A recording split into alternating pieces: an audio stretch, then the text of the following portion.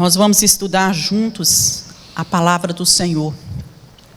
Queria convidar você a abrir sua Bíblia no livro de Efésios. Nós começamos a estudar essa carta, a carta de Paulo aos Efésios. Semana passada nós estudamos do capítulo 1, do versículo 1 ao versículo 14. E agora nós vamos estudar do versículo 15 ao 23. Então, Efésios 1, do 15 ao 23. Vamos ler? Por isso, ouvindo eu também a fé que entre vós há no Senhor Jesus, e o vosso amor para com todos os santos, não cesso de dar graças a Deus por vós, lembrando-me de vós nas minhas orações, para que o Deus de nosso Senhor Jesus Cristo, Pai da glória, vos dê o seu entendimento, vos dê em seu conhecimento o espírito de sabedoria e de revelação, tendo iluminados os olhos do vosso entendimento, para que saibais qual seja a esperança da sua vocação, e quais as riquezas da sua glória, da sua herança nos santos, e qual a sobreexcelente grandeza do seu amor sobre nós, os que cremos, segundo a operação da força do seu poder, que manifestou em Cristo, ressuscitando-o dentre os mortos e pondo-o à direita nos céus, acima de todo principado e poder e potestade e domínio, e de todo nome que se nomeia, não só neste século, mas também no vindouro. E sujeitou todas as coisas a seus pés, e sobre todas as coisas o constituiu como cabeça da igreja, que é o seu corpo, a plenitude daquele que cumpre tudo em todos. Louvado seja Deus por essa carta tão linda, escrita por Paulo, quando ele estava na sua prisão em Roma. Paulo estava aqui, ele já tinha sido perseguido, já tinha sofrido naufrágios, tinha sido rejeitado, apedrejado em Listra, tinha sido açoitado lá em Filipos, foi escorraçado, mandado embora da Tessalônica, enfrentou feras, foi picado por uma cobra na ilha de Malta, né? E ele chegou a Roma algemado, como prisioneiro, e ele passou 2 anos em prisão domiciliar. Nós sabemos que o imperador, né, tinha a custódia da vida de Paulo, colocou ele numa casa alugada, e a guarda pretoriana estava ali cuidando de Paulo 24 horas por dia. Mas Paulo diz na sua carta que ele não se considerava um prisioneiro de César, mas sim um prisioneiro de Cristo.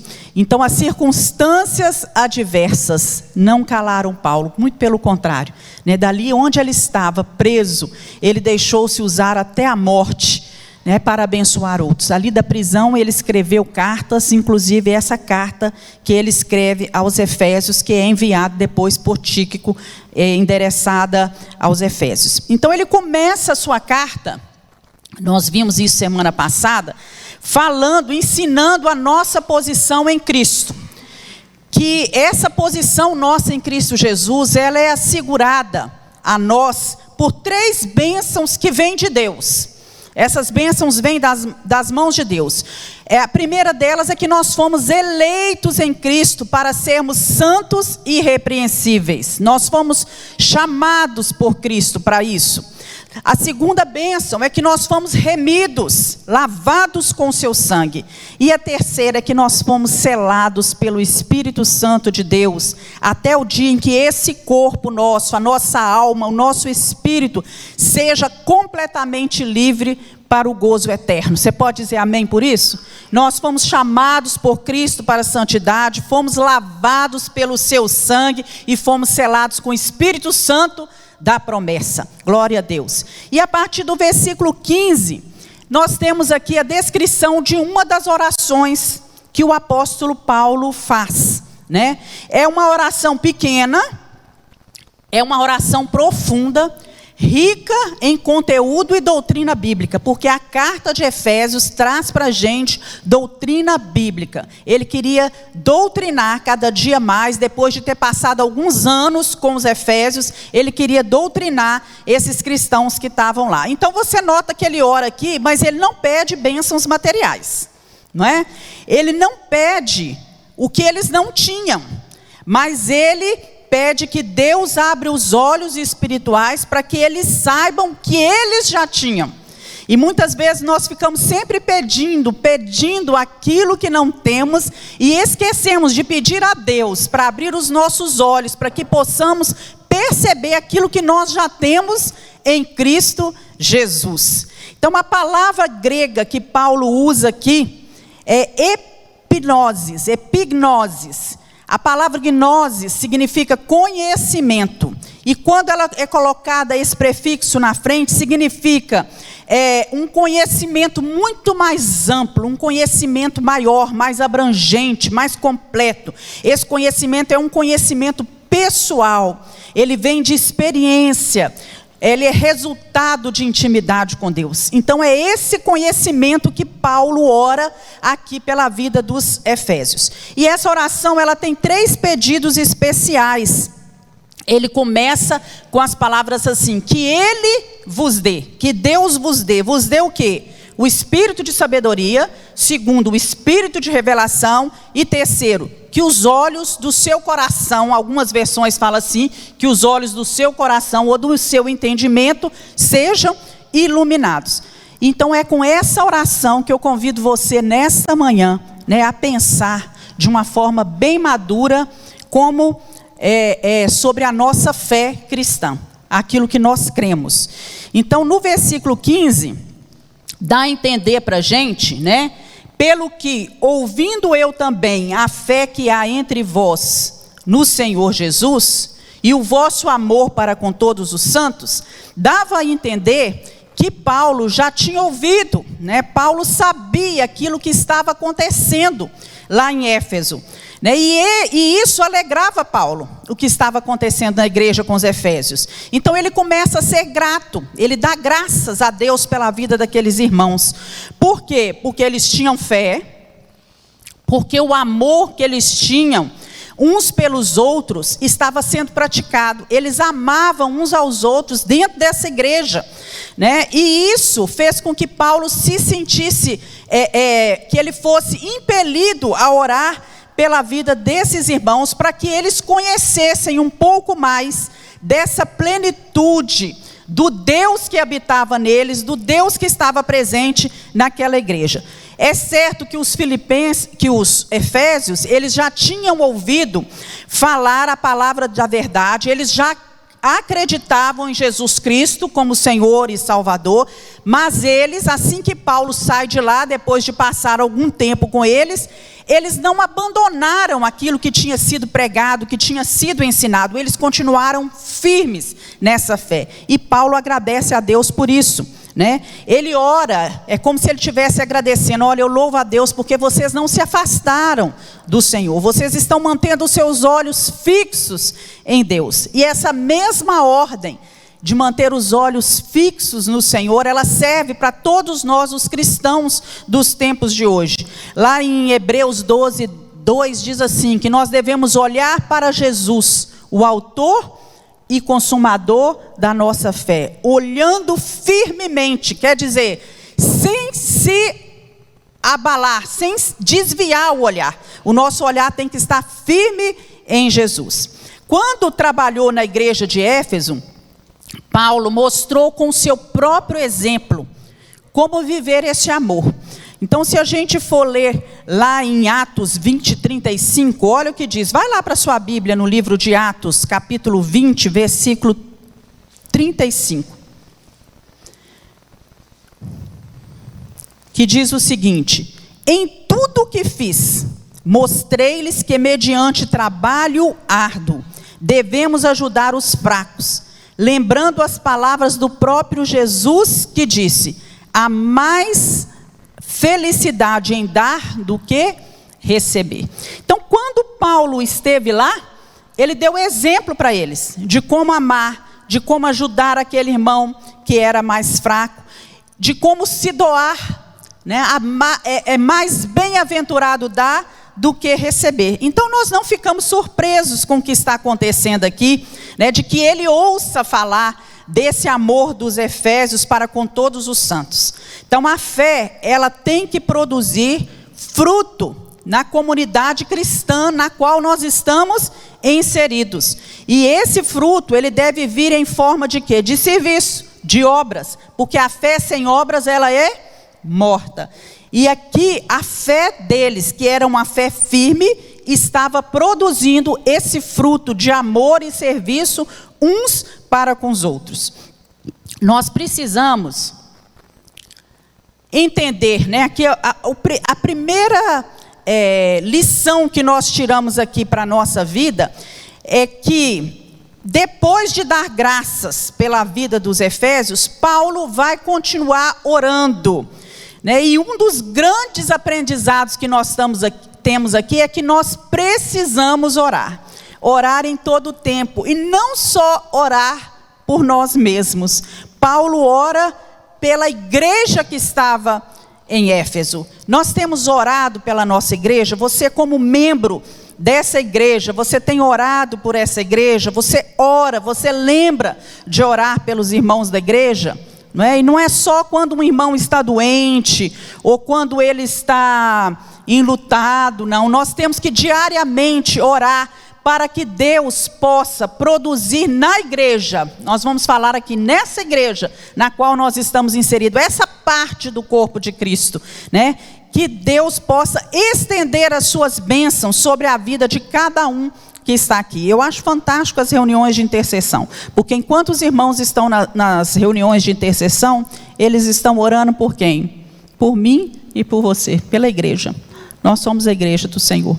Tem pessoas que pagam um preço em oração pelas nossas vidas. E nessa oração, meus irmãos, Paulo, ele vai fazer um pedido triplo. Acompanha aí comigo. O primeiro pedido que ele faz, é que o Pai da glória vos dê o espírito de sabedoria. Paulo pede que haja sabedoria dentro daquela igreja, na vida daqueles irmãos. Sabedoria não é a mesma coisa que conhecimento. Há muitas pessoas com muito conhecimento, em muitas áreas, conhecimento muito vasto, não é? Mas que são pessoas tolas, que não são sábias. Então, sabedoria é você fazer o uso correto do conhecimento que você tem. É o conhecimento iluminado por Deus. Deus ilumina esse conhecimento. Nós somos muitas vezes como Geazi, não é? Aquele servo do profeta que não conseguia ver que o exército estava em volta da casa, mas que por trás desse exército havia um exército espiritual. Deus havia dado ordem aos seus anjos a respeito daquela situação, e aquela batalha ela já estava ganha, porque Deus já havia ordenado a vitória, né? O profeta, ele conseguia enxergar aquilo plenamente com seus olhos espirituais, mas Geazi estava ali temeroso, amedrontado, e nós muitas vezes agimos assim como ele, né? Sem saber realmente aquilo que está acontecendo conosco. Só olhamos as coisas com os nossos olhos da carne, os nossos olhos espirituais estão cegados, não é? E Russell Shedd, segundo ele, sabedoria representa a olhar a vida com os olhos de Deus, né? E perceber o que Deus está fazendo, e entender aquilo que Deus está fazendo. Eu queria que você abrisse a sua Bíblia lá em Jó, capítulo 28. Vai lá, o capítulo 28 de Jó, ele vai falar sobre a sabedoria.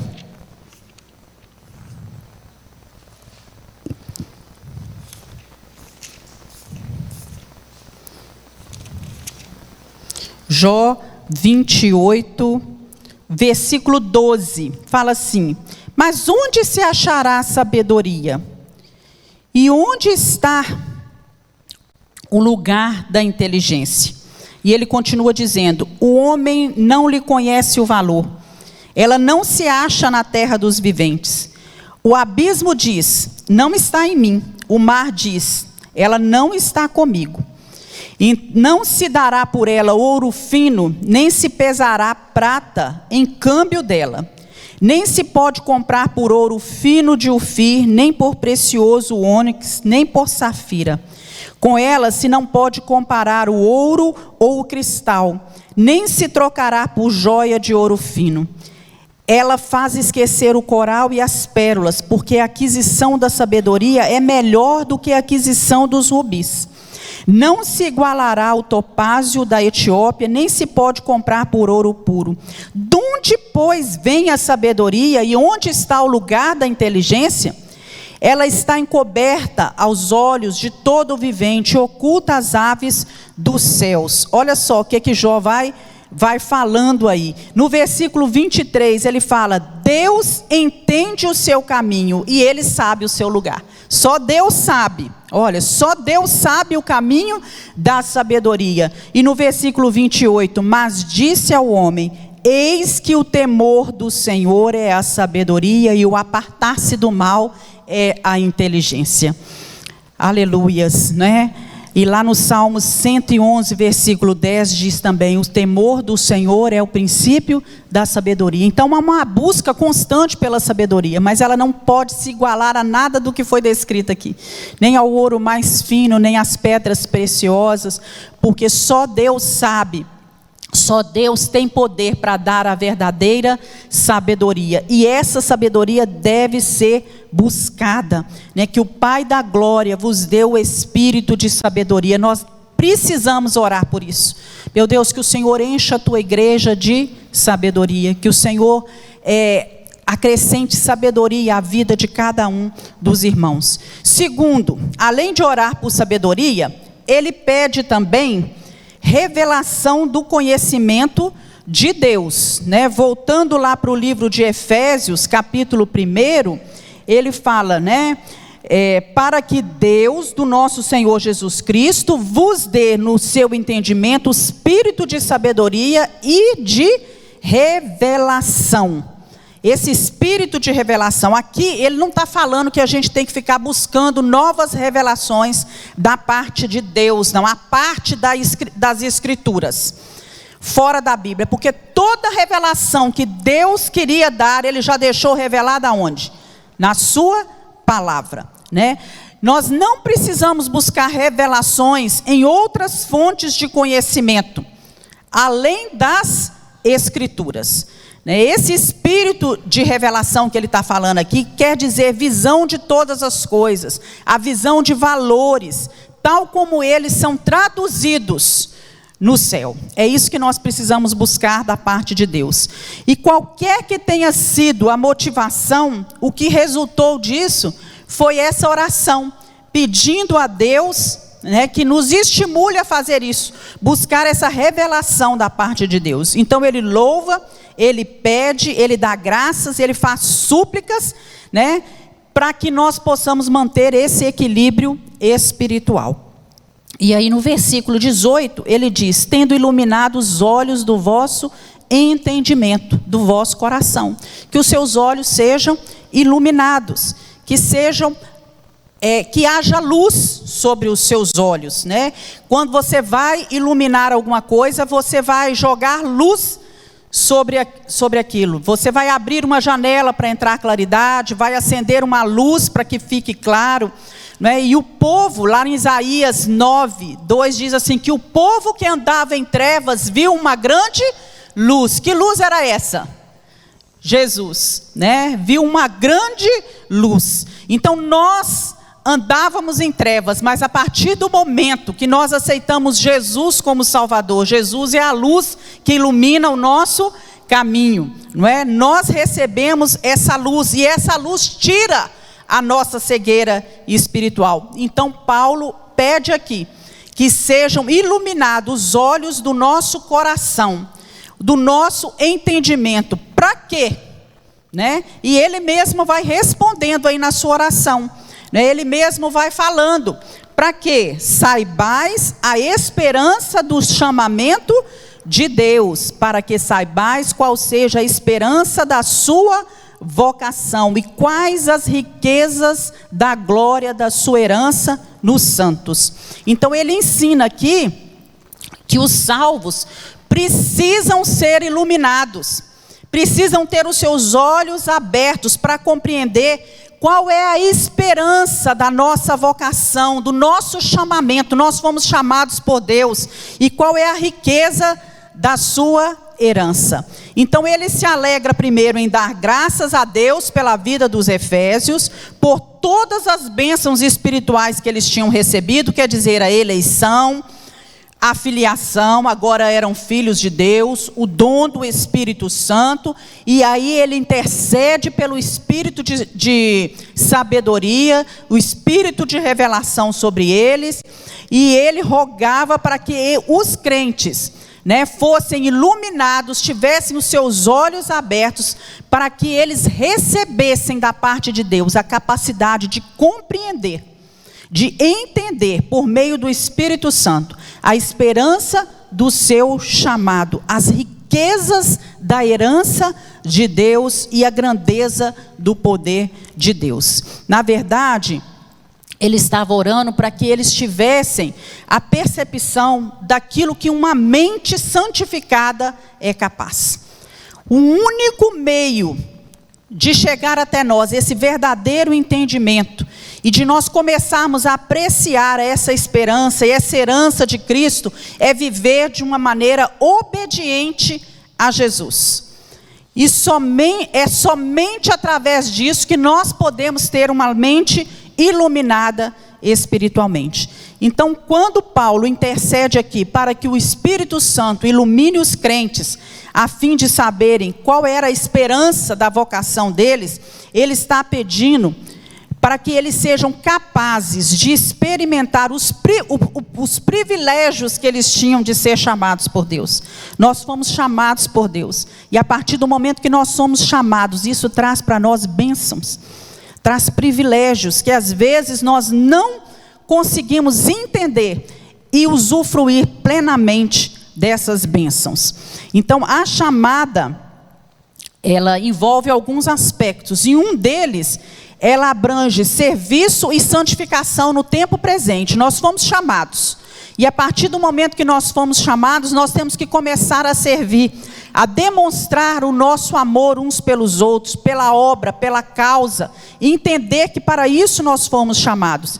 E temos que começar a santificar a nossa vida, porque a partir do momento que nós começamos o processo de santificação, de obediência ao Senhor, é como o próprio apóstolo diz, nós precisamos nos tornar irrepreensíveis, aprender a viver uma vida de comunhão, a andar de um modo digno, para o qual nós fomos chamados pelo Senhor. Então, essa chamada, além de envolver essa atitude nossa no presente, que é uma atitude de santificação, ela também envolve uma participação nossa, gloriosa no futuro. É certo, meus irmãos, que a partir do momento que nós somos chamados por Deus, isso compreende, isso dá a nós o privilégio, o direito de vida eterna. Olha que coisa maravilhosa. Nós temos o direito a essa vida, e a esperança de um dia conhecer Deus face a face. Nós vamos viver essa experiência. Então, aí, Paulo ora para que essa igreja viesse a conhecer e a experimentar essa esperança tão gloriosa. Olha, eu sei de quem eu sou, um dia eu verei Deus face a face, um dia nós vamos nos encontrar com Jesus, e isso traz privilégios pela minha vida. Então essas palavras, no início, quando a gente lê aqui, que fala assim, e quais as riquezas da glória da sua herança nos santos, a gente pensa de início que nós somos a herança de Deus. Quando você lê no Salmo 16, é um salmo que eu amo, que eu gosto demais, o Salmo 16 fala que Deus é a nossa herança, Ele é o nosso bem maior, é tudo de bom que nós temos. Mas aqui Paulo, ele vai dar a entender a gente, é que nós precisamos compreender o quanto nós somos preciosos para Deus. Nós somos a herança de Deus, não é? O nosso tesouro está em Deus, isso é um sentido verdadeiro, o nosso tesouro está no Senhor, mas o tesouro de Deus está nos seus santos, naqueles que são chamados, que são remidos, que são lavados e que recebem o poder do Espírito Santo. Então nós somos a riqueza de Deus, olha que coisa linda, é isso que ele está dizendo aqui. Nós somos a herança, a riqueza de Deus, o tesouro de Deus, a menina dos olhos de Deus. Então aqueles que vivem afastados dessa iluminação do Evangelho, eles estão cegados por Satanás, e estão cegados para essa verdade espiritual. Mas nós precisamos ter os nossos olhos abertos para entender isso, que nós temos valor, não só Deus é a nossa herança, mas nós também temos valor, somos preciosos para o Senhor. Deus olha para nós com um olhar de amor, de misericórdia, a ponto de nos amar tanto, que deu o seu único filho para nos resgatar, para morrer no nosso lugar. Então somente essa iluminação que é concedida pelo Espírito Santo, pode levar qualquer um de nós que está aqui, a compreender essa herança gloriosa. Olha que coisa linda, Deus olha e vê em nós, essa gloriosa riqueza, a sua preciosa herança, e nós precisamos compreender o quão preciosos nós somos para Deus. Somos a igreja que Deus comprou com o sangue de seu Filho, Jesus Cristo. Então nós somos importantes para o Senhor, e Deus quer que vivamos esse processo aqui, agora, no presente de santificação, para que um dia nós possamos, no futuro, estarmos presentes com o Senhor e gozarmos dessa vida eterna que Ele tem separado para nós. Lá em Romanos capítulo 8, versículo 30, eu vou ler aqui, fala assim: e aos que escolheu, a estes também chamou. E aos que chamou, a estes justificou. E aos que justificou, a estes também glorificou. Então Deus nos chamou. Nós fomos chamados, para uma vocação. Temos um chamamento da parte de Deus. E nós precisamos entender agora para o que Deus nos chamou. Para o que Deus nos chamou. Então Ele nos chamou, está ali, para sermos de Jesus. Deus te chamou para ser dele, Fostes chamados, Romanos 1,6 diz, fostes chamados para ser do Senhor Jesus Cristo, só de Jesus Cristo. Nos chamou para comunhão com Jesus Cristo, não só para ser de Jesus, mas para ter comunhão com Ele. Tem muita gente que acha, não, eu já estou salvo, eu fui chamado por Jesus, já está muito bom, mas Deus quer algo mais. Deus quer que nós tenhamos comunhão. E como é possível essa vida de comunhão? Através de leitura da palavra, de tirar tempo para orar e para buscar o Senhor, de ouvir Deus falar, porque muitas vezes nós não escutamos a voz de Deus, porque nós não paramos, nós não conseguimos, porque muitos ruídos estão ao nosso redor, a nossa mente está sempre concentrada em muitas coisas, em muitas dificuldades e problemas, e nós não conseguimos entender Deus falando. Deus nos chama para essa vida de comunhão com Jesus Cristo. 1 Coríntios 1,9 diz, fiel é Deus, o qual nos chamou à comunhão com seu Filho Jesus Cristo. Ele nos chamou também para sermos santos, Lá em Efésios 4, diz assim, que eu, o preso de Jesus Cristo, eu conclamo vocês a andarem de um modo que é digno da vossa vocação, para aquilo que vocês foram chamados. Nos chamando aí para uma vida de santificação. A partir do momento que Deus nos chamou, isso vem de Deus. Isso é bênção de Deus, É de graça. Essa salvação que Deus nos dá é de graça. Mas o processo de santificação, ele passa por nós.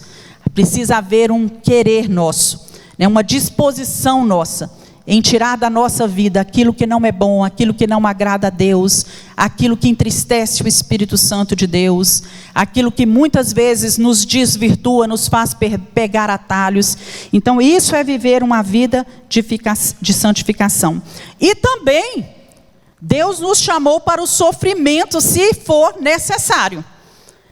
Se for necessário sofrer por Cristo, não foi assim que muitos cristãos já viveram, lá em 1 Pedro 2, de 20 a 21, ele fala assim, porque que glória será essa, se pecando sois esbofeteados e sofreis?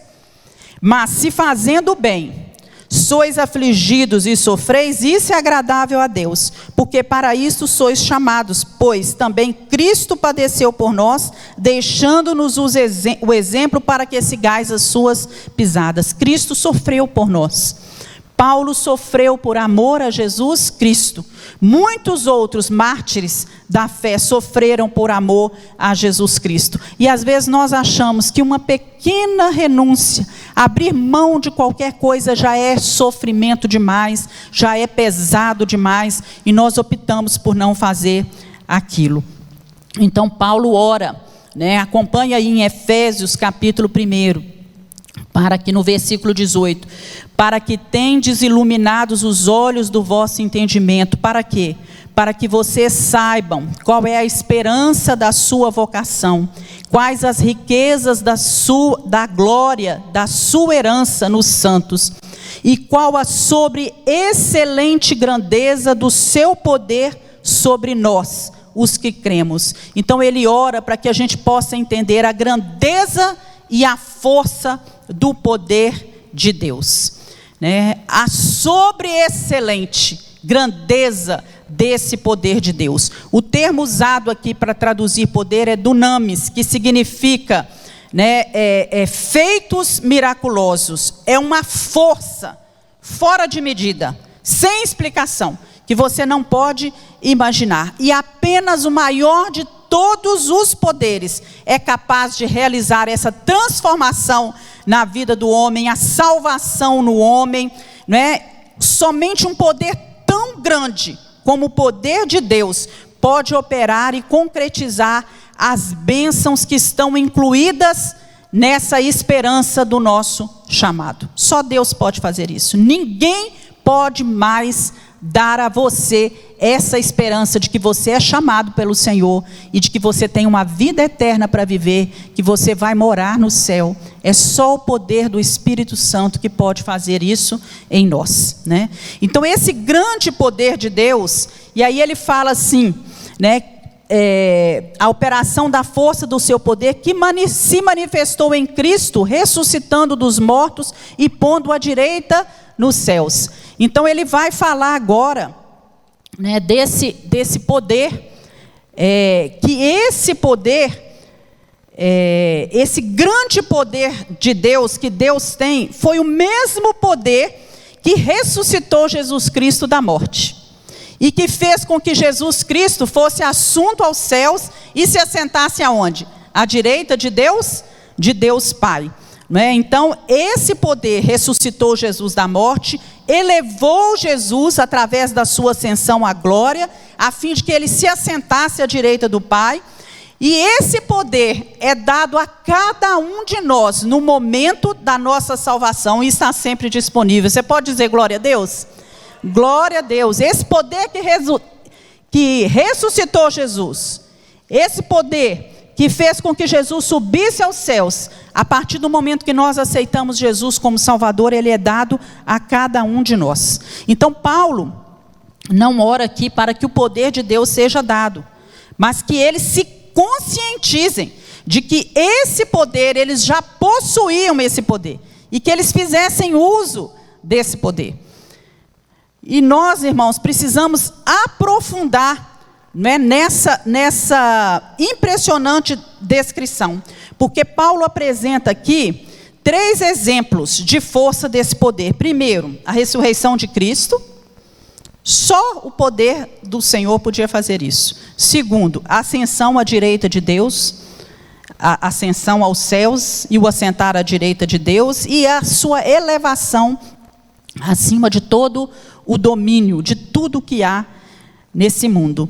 Então ele vai apresentar essas 2 afirmações para nós aqui, essa ressurreição e essa exaltação de Cristo, elas são atribuições específicas do poder de Deus.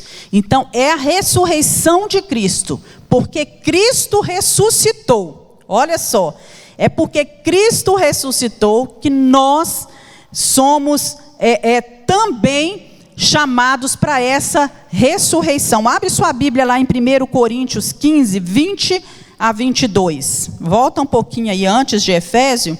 1 Coríntios capítulo 15, versículo 20 a 22, que diz o seguinte: mas de fato Cristo ressuscitou dentre os mortos, e foi feito a primícia dos que dormem. Porque assim como a morte veio por um homem, também a ressurreição dos mortos veio por um homem. Porque assim como todos morrem em Adão, assim também todos serão vivificados em Cristo. Então o Novo Testamento, ele descreve aqui a ressurreição de Cristo como obra do poder de Deus Pai. Quando Jesus Cristo ressurgiu dentre os mortos, ele foi feito a primícia daqueles que dormem. Então, assim sendo, a ressurreição de Cristo é a garantia de que nós também seremos ressuscitados. Aleluia por isso. Se ele foi a primícia daqueles que foi ressuscitado, nós também seremos ressuscitados com Cristo. O mesmo poder que ressuscitou Cristo, que trouxe ele da morte, está disponível também a nós. Desse modo, nós vamos vencer a morte, e nós nos ergueremos gloriosamente aos céus, até reinarmos plenamente com Cristo, eternamente. Louvado seja o Senhor por isso. Então, por causa desse poder, dessa promessa e do propósito de Deus, a morte não pôde reter Jesus na sepultura. Deus realizou, essa poderosa ressurreição espiritual em nós. Ele fez isso, ele nos ressuscitou espiritualmente por meio do poder do Espírito Santo. Quando nós cremos em Jesus, nós passamos da morte para a vida, não é? Recebemos uma vida nova, a vida de Deus em nós, a partir do momento que nós somos chamados e escolhemos aceitar esse chamamento do Senhor. Então, após ser ressuscitado, Deus fez com que Jesus Cristo se assentasse à direita de Deus, um lugar de mais alta honra e autoridade, fazendo cumprir assim o Salmo 110, versículo 1, que diz o seguinte: disse o Senhor ao meu Senhor, quer dizer, disse Deus, a Jesus: assenta-te à minha direita, até que eu ponha os teus inimigos por escabelo dos meus pés. Então esse grau de exaltação que é dado aqui, para uma posição de honra, de autoridade, ele indica esse completo triunfo de Cristo sobre o pecado. Ele triunfou completamente sobre o pecado e sobre as forças do mal. E esse triunfo também está assegurado a mim e a você. E ele endossa a nossa participação nessa vida celestial, nos fez assentar nos lugares celestiais. Nós também teremos o nosso lugar, nos céus. Louvado seja Deus por isso. Então, tanto a ressurreição como a ascensão de Cristo são obras do poder do Pai. O cristão não está morto. Nós não só estamos mortos para os pecados, mas vivos para a justiça por meio da ressurreição de Cristo, mas também desfrutamos da exaltação do Senhor e vamos compartilhar da sua glória.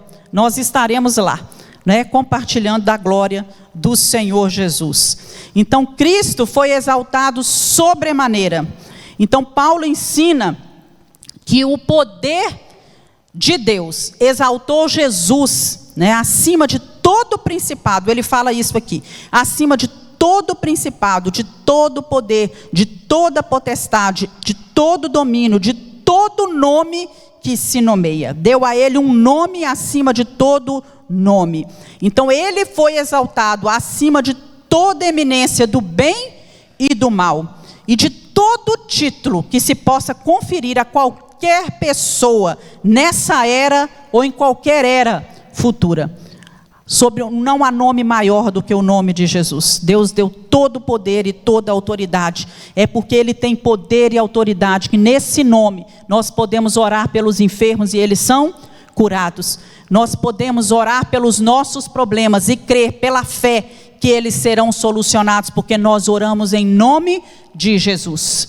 Nós podemos crer que se orarmos, por aqueles que estão mortos, eles serão transformados, eles passarão da morte para a vida.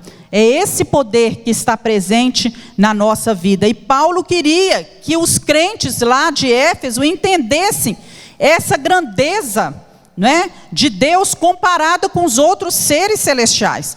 Existem principados, existem potestades, existem poderes no mundo celestial, mas nenhum poder, ele está acima de tudo isso, né? Porque esses termos, né, potestades, anjos, principados, isso eram termos tradicionais que eram usados pelos judeus, né, seres angelicais, tudo isso, né, aqueles que tinham uma alta hierarquia, né, no exército de Deus, mas Deus está acima de todos eles.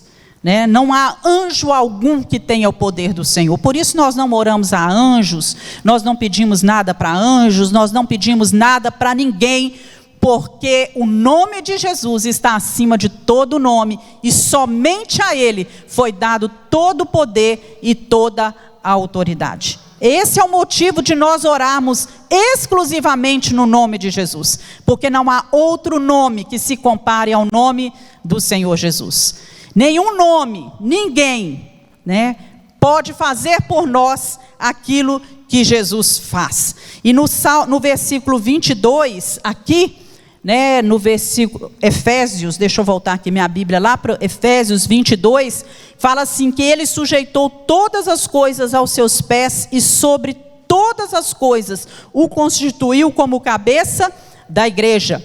Então ele cita aqui o Salmo 8, versículo 6, indicando que Deus exaltou a Cristo sobre todas as coisas, inclusive sobre a igreja. Deus pôs Cristo acima da igreja, Ele é o cabeça da igreja, né? Ele é o cabeça da igreja, né? Então Cristo é o cabeça dominante, porque todas as coisas foram colocadas aos seus pés. Então a igreja é o único modo que o mundo, é o único meio que o mundo, ela foi deixada aqui para que o mundo possa enxergar a Cristo. E é através da igreja que Cristo pode ser conhecido pelo mundo. Então nós, a igreja do Senhor, nós somos o corpo de Cristo em ação nessa terra. Seja a igreja Moriá aqui, seja a igreja em outra cidade, a igreja em outro país, a igreja do Senhor Jesus tem Cristo como cabeça, nós somos o corpo, né? Estamos em ação aqui nessa terra, né? Até mesmo a morte não tem poder para obstruir o poder da igreja. Nós vimos lá nos primórdios, né, quando Jesus, depois que foi assunto ao céu, nos primórdios da igreja, que o sangue dos mártires, em vez de deter o poder da igreja, ele acelerou, né, acelerou o crescimento da igreja, não só em tamanho, mas também em poder espiritual. A partir do momento que os outros, né, que as pessoas viam, que pessoas estavam dispostas, né, a morrer por esse Jesus, a enfrentar o sofrimento, a enfrentar a dor, muitas outras almas eram acrescentadas a este corpo, né?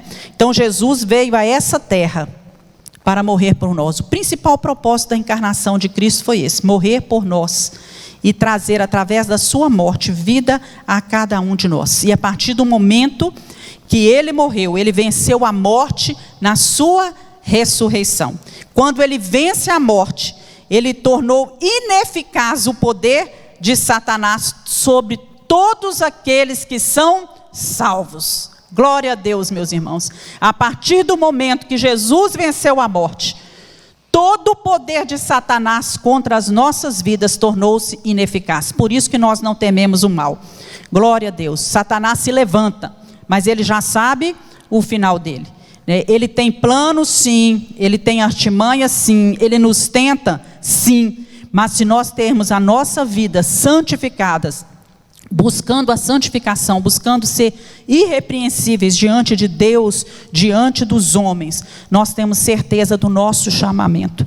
Fomos chamados para essa vida de santificação no presente, de glorificação no futuro. Um dia estaremos todos com Cristo, né?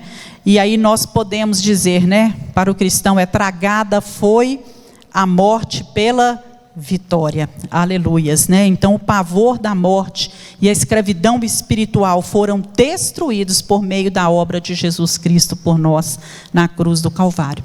Que nós possamos aprender com essa oração nessa manhã, né? Nós precisamos orar, e não somente orar, meus irmãos, por coisas materiais. Aqui não tem nenhum pedido por aquilo que eles não tinham, somente pedido para que eles possam entender aquilo que eles já tinham em Cristo Jesus, né? Entender aí a revelação, né? Entender que nós precisamos desse espírito de sabedoria, desse espírito de revelação, que nós precisamos ter os nossos olhos abertos para enxergar o poder de Deus que está presente, que está à disposição de cada um de nós, a grandeza desse poder, como esse poder é grande, que se manifestou com toda a autoridade, ressuscitando Jesus, fazendo Jesus assentar nas regiões celestiais. E nós também seremos ressuscitados com Cristo, e estaremos também nas regiões celestiais, não é? Junto com Deus o Pai e com Jesus Cristo, acima de todo principado, potestade, né, de todo domínio. E nós sabemos que o nosso Deus vai voltar para nos buscar. Amém? Vamos nos colocar de pé e vamos orar. Vamos pedir ao Senhor que nós possamos aprender a orar de maneira diferente, né, a cada dia. Não só essa oração por pedidos materiais, mas por coisas espirituais.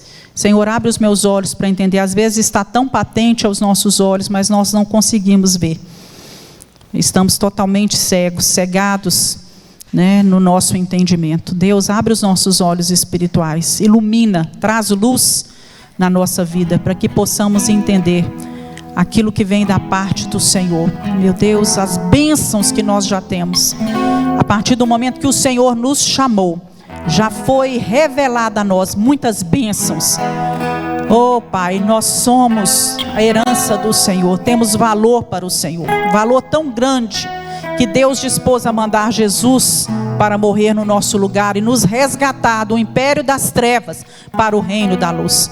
Nos ajuda a entender isso, Senhor, que todo o poder do Espírito Santo está disposto a cada um de nós, para que possamos ter paz em meio às tribulações dessa vida, para que possamos ter alegria, para que possamos viver uma vida plena. É assim que o Senhor quer que vivamos aqui nessa terra, uma vida plena, abundante, gozando, Senhor, das bênçãos espirituais, nesse tempo presente e também no tempo futuro. Que possamos entender para o que fomos chamados, para servir ao Senhor, que é a igreja, que nós somos a representatividade de Cristo aqui nessa terra. Em nome de Jesus nós oramos. Amém.